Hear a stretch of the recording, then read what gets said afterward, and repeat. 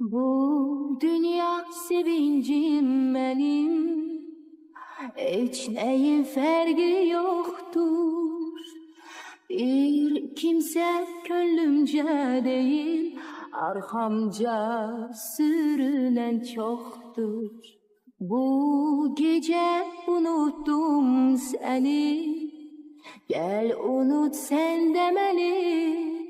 Kederinle ağlatma sen bu gece, neşeli gece. Gizledip gözyaşımı keder sirdaşulu bağlayır köhne yaram.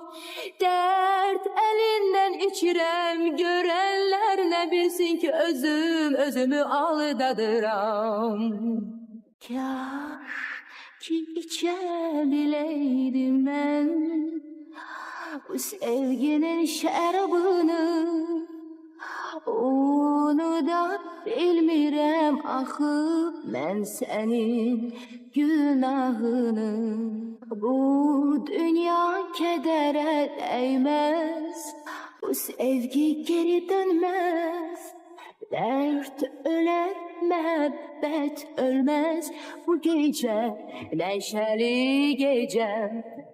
Gizledip gözyaşımı kedere sirdaşulu bağlayır köhne yaram.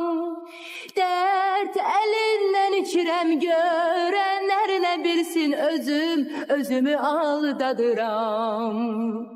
Gizledip gözyaşımı kedere sirdaşulu bağlayır köhne yaram.